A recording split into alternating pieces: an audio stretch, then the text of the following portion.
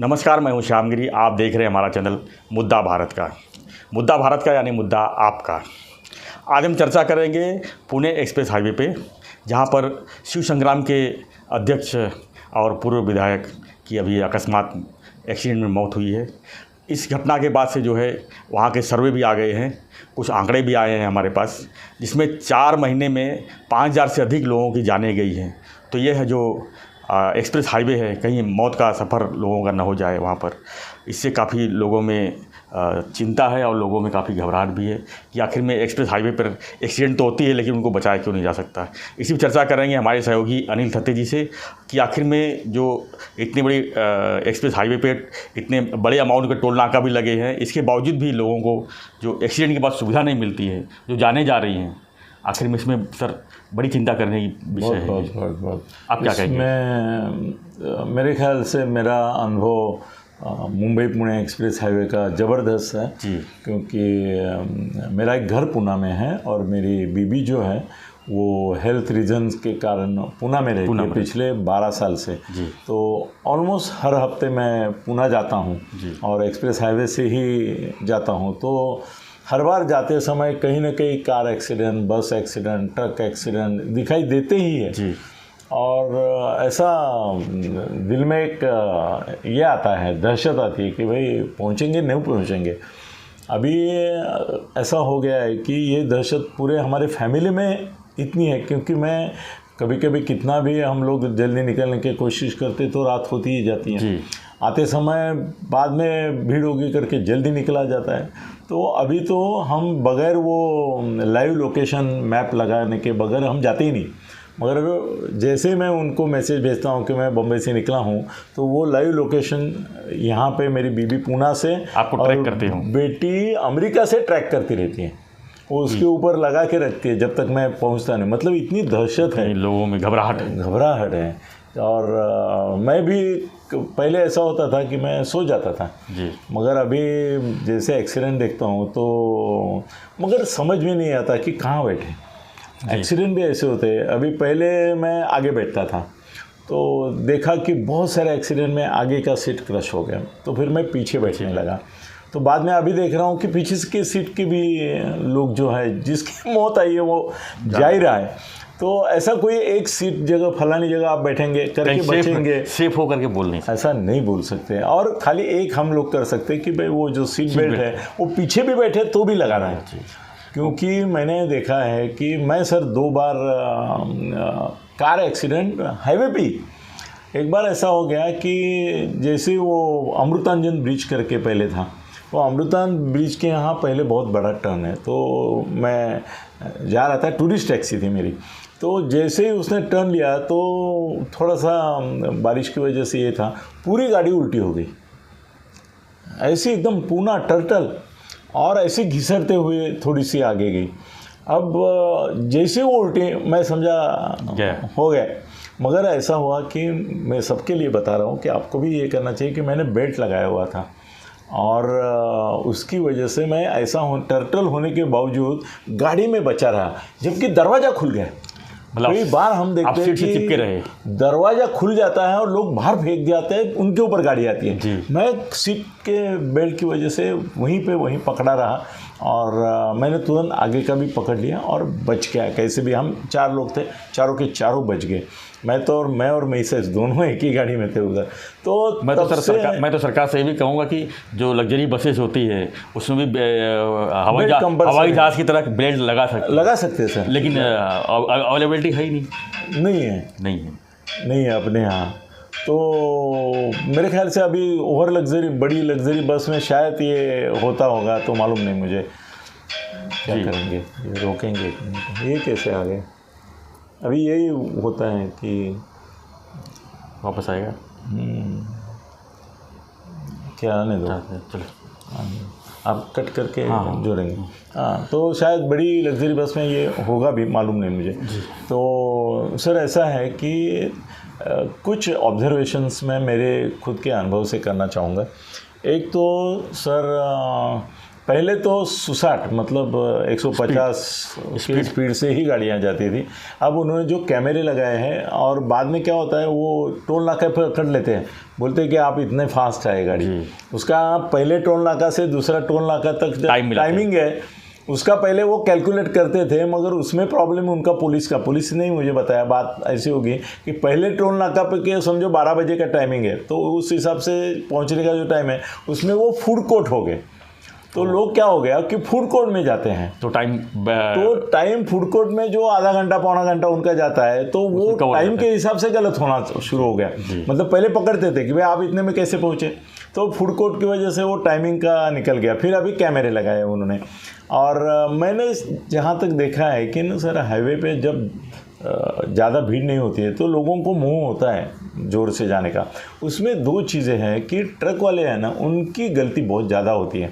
वो क्या करते हैं कि जो उनका गाड़ियों का लेन जो है छोड़ के दूसरे उनका जो लास्ट लेन है उसमें नहीं चलते हैं, उसमें उनका भी दिक्कत है। मैंने एक ट्रक वाले को ऐसा बहुत ये लाइन से चला रहा था, तो आगे लेके मेरा गाड़ी उसके आगे मतलब रिस्क लेके रोक लिया। उसको बोला कि तुम ये लाइन से क्यों जा रहे हैं, तुमको नहीं जाना चाहिए। तो बोला सर आपने ठीक है हमको रोका, अभी हमारा अभी ट्रक खाली है, मगर इतना बड़ा हमारा जो कंटेनर है आप आगे आके रोकेंगे तो मैं नहीं रोक पाऊँगा, मतलब आपको ठोक दूंगा। दूसरी बात यह है कि बोले हमारा एक मौसम करके एक चीज़ होती है कि हम एक मोशन पकड़ के, मौसम बोलते तो मोशन पकड़ के गाड़ी ऊपर खींचते जाते हैं, ऊपर बम्बई से पूना जाते तरफ। वो अगर मोशन आपने रोक लिया या टूट गया किसी भी वजह से तो गाड़ी पीछे जाती है, और नीचे उतर के वो पत्थर लगाने को टाइम मिलने तक 4 गाड़ियाँ पीछे की ख़त्म हो जाती हैं। तो बोले, मैं बोला फिर ऐसा क्यों करते आप, यहाँ से क्यों चलाते हैं? बोले उसका एक ऑनेस्ट कारण ऐसा है कि जहाँ से हेवी ट्रक जाते हैं वहाँ पे खड्डे बहुत होते हैं। आपका हाईवे है, एक्सप्रेस हाईवे है, फिर भी आप देखेंगे तो खड्डे हैं, और वो खड्डे सब हेवी ट्रक के साइड में। तो अभी हमारे इसमें जो माल भरा हुआ है वो माल इतना हेवी है कि ये खड्डे से ऐसा करके अगर जाएगा तो कभी भी हम पलटी हो जाते हैं। तो हम भी डरते हैं, और क्या करते हैं, तो थोड़ा सा जो सेकंड लाइन है उसमें घुसने की कोशिश करते हैं, आगे पीछे देखते हैं कोई ऑब्जेक्शन आपके जैसा कोई शायद मिलता है जो ऑब्जेक्शन, बाकी तो गाली देते हुए निकल जाते हैं। भाई गाली खाने की हमको आदत है, पुलिस की लेके सबका। तो बोले फिर वो खड्डे अवॉइड करने के लिए आता है। दूसरी बात वो बोले कि बड़े मतलब उनका भी साइड समझना चाहिए सर। वो बोले दूसरा एक बात है कि ट्रक में अलग अलग प्रकार के, अभी वो जो कंटेनर होते हैं, बोले कभी कभी कंटेनर और वो लोखंड के ग्रिल्स लेके जाने वाले जो लोग रहते हैं उनका स्पीड किसी भी हालत में कितना भी वो कोशिश करे 20 या 25 से नहीं जाता है, जबकि हमारे जो कई ट्रक है जिसमें माल भरा है मगर उनके जैसा हेवी नहीं है, हम 40 की स्पीड से आगे जाते हैं। सर अभी उनको अगर ओवरटेक करना है तो लाइन कितनी है? 3 ही है जी, ज़्यादा से ज़्यादा 4 है। चार तो कहीं है नहीं, 3 ही है। 3 ही। तो बोले हमको उसको ओवरटेक करते समय हमको लेकर सेकंड लाइन में आना पड़ता है, फिर सेकंड लाइन में आके हम उसको ओवरटेक करके फिर पहले लाइन में जाते हैं। बोले ऐसा होता है कि छोटी गाड़ियों को मोह बहुत होता है 2 गाड़ियों के बीच में। वो बोले बम्बई में स्कूटर वाले जैसे घुसते हैं वैसे मुंबई में बाहर जाने के बाद हाईवे पे ये कार वाले जो है वो 2 ट्रक ऐसे जा रहे हैं एक दूसरे से, ये करे कॉम्पीट कर रहे हैं, उसमें जरा गैप दिखाई दिया कि ऐसा करके ऐसा जाएंगे। अब ऐसा होता है कि हमको ये साइड से तो दिखता है कि भाई पीछे से गाड़ी आ रही है, ये साइड में क्लीनर बैठा हुआ रहता है, कई बार वो देखता रहता है कि बाजू से गाड़ी नहीं है ना, ये नहीं है ना। हम भी आईने में देखने की कोशिश करते हैं, मगर ऐसा हो जाता है कि हम अभी ये ट्रक ओवरटेक किया तो वो साइड में एक लाइन में जो अपना लाइन है, क्योंकि पुलिस हमें भी पकड़ती है, बार बार पकड़ती है, तो हमको फर्स्ट लाइन में जाना ही हमारे लिए सेफ़ है। तो हम जाने की जैसी कोशिश करते हैं वो पीछे से जो गाड़ी घुसी है वो आगे आ जाती है, छोटी गाड़ी, और हमको भी पता नहीं होता कि हमारा भी इतना बड़ा ये है, उसे कहाँ दिखाई देगा ये गाड़ी चल रही है, ये गाड़ी चल रही है, और ये ऐसा लिया और ये आ गए और नीचे घुस गई।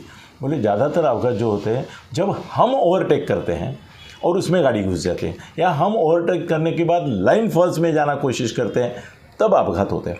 वो बोले और एक बात है कि पुलिस वाले पैसा खाते हैं, बहुत अनाप शनाप पैसा खाते हैं हाईवे पे, उसकी वजह से वो जो हेवी ट्रक है वो कितना ज़्यादा सामान लेके जा रहे हैं, ओवरलोडिंग, उसकी परवाह ही नहीं करते।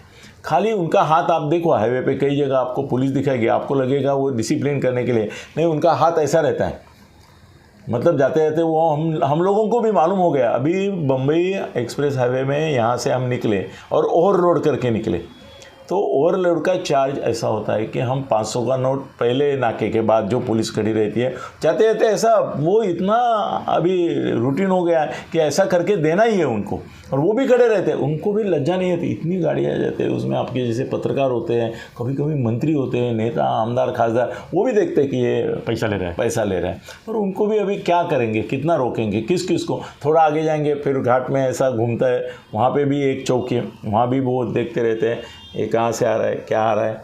फिर उनको कानून पूरे मालूम है ना, वो बराबर पकड़ेंगे और फिर हाथ ऊपर। तो बोले हाथ ऊपर करने के बाद उनको परवाह नहीं कि तुम्हारी वजह से क्या ये होगा।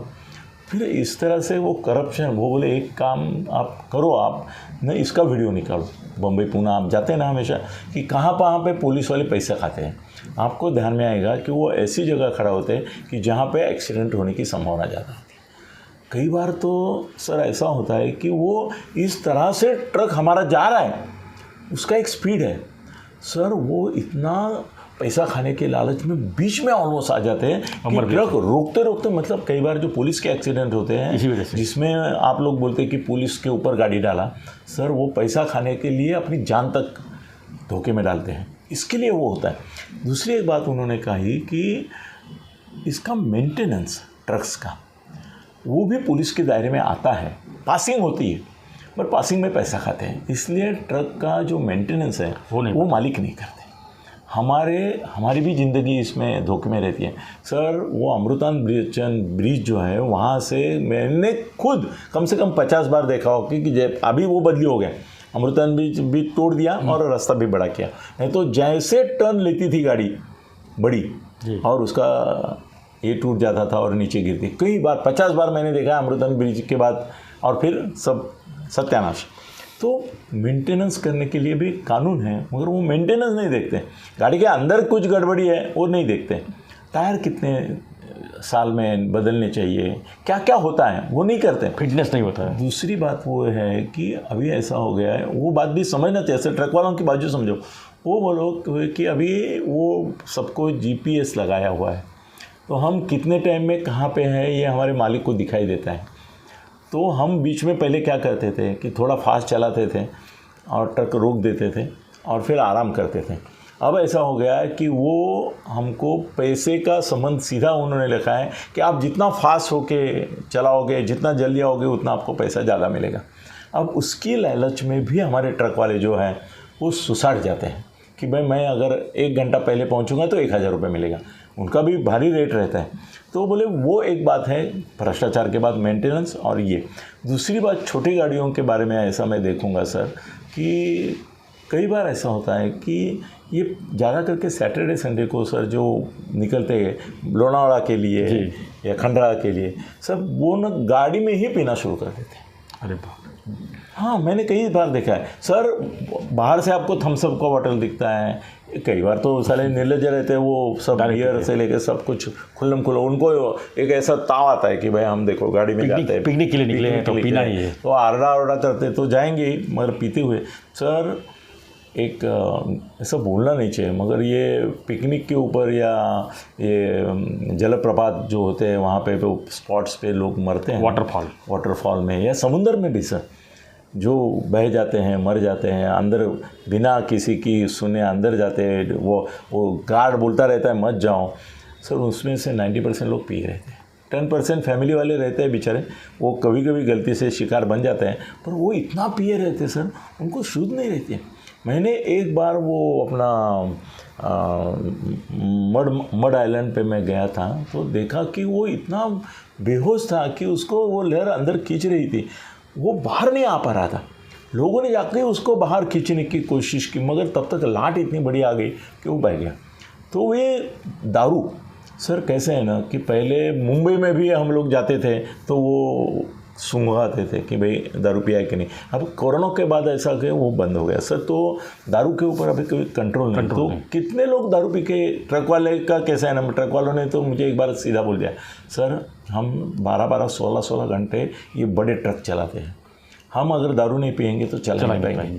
वो बोले जैसे गटर में और तुम्हारे ड्रेनेज में काम करने वाले जो लोग हैं, सर भुजबल ने मुझे एक बार बोला था, मैंने, छगन भुजबल थे, मंत्री थे, तो मैंने बोला, नहीं महापौर थे, मंत्री नहीं थे, महापौर थे, मैंने बोला कि आपके जो गटर में ड्रेनेज में काम करते हैं उनके मौत की अक्सर खबरें आती हैं, मगर मेरे को लगता है कि वो ड्रिंक करते हैं ज़्यादा। तो वो उन्होंने एक बार बोला, मैं बोलना नहीं चाहिए मुझे, मगर जो काम वो करते हैं यानी वो काम इतना गंदा है कि तुम बाजू में नहीं खड़े होते, गाड़ी बाजू से जाती है तो तुम नाक बंद कर लेते हो, भाग जाते हो, गाड़ी खड़ी है तो दूर से जाते हो, उसमें वो रात दिन काम करते हैं बगैर दारू पिए।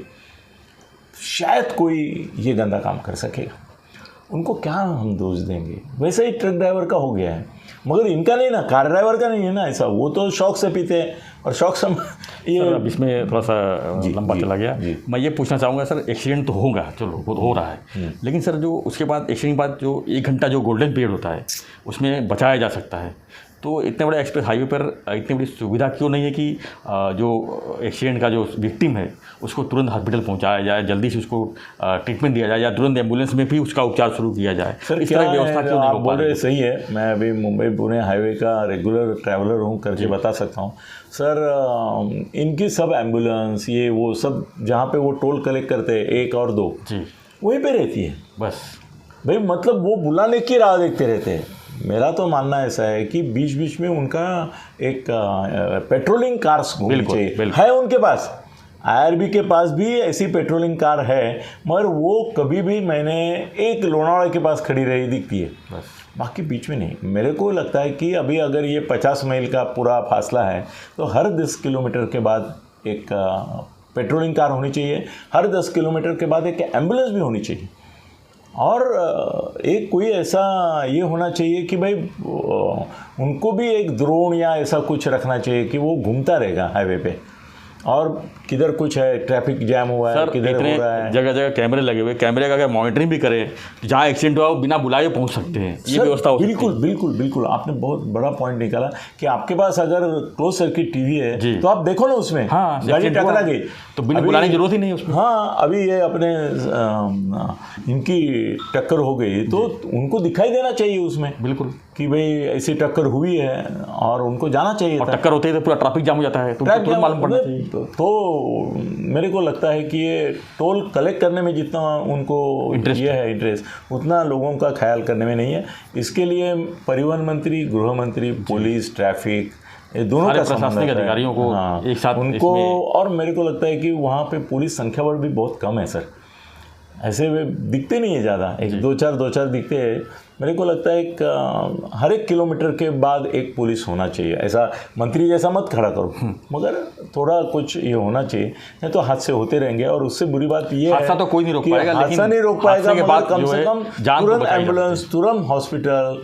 अभी एक हॉस्पिटल मैंने सुना था कि कोई हाईवे के पास में बनाने की योजना है, वो जल्दी बनना चाहिए। और ये बहुत ही अभी साहब का निधन, ये एक ऐसा हादसा हो गया है, मगर उसकी वजह से उनका हौतात्म्य जो है वो अगर कुछ सुधारना हुए हाईवे पे तो ठीक हो जाएगी।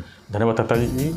हम चर्चा कर रहे थे कि पुणे एक्सप्रेस हाईवे पे, जहाँ पर जो है एक्सीडेंट तो होती आ रही है, होती भी रहेगी, लेकिन गोल्डन पीरियड में जो विक्टिम है उनको अगर अच्छी सुविधा अगर वहाँ पर मुहैया कराएगी तो उनकी जानें तो बचाई जा सकती है। क्योंकि आंकड़ा जो चौंकाने वाला है, 4 महीने में 5000 से ज़्यादा मृतक और 10,000 से ज़्यादा घायल। तो आपको हमारा वीडियो कैसा लगा हमें जरूर कमेंट बॉक्स में लिखिए। वीडियो पसंद आई हो तो लाइक शेयर सब्सक्राइब करना ना भूलें। धन्यवाद।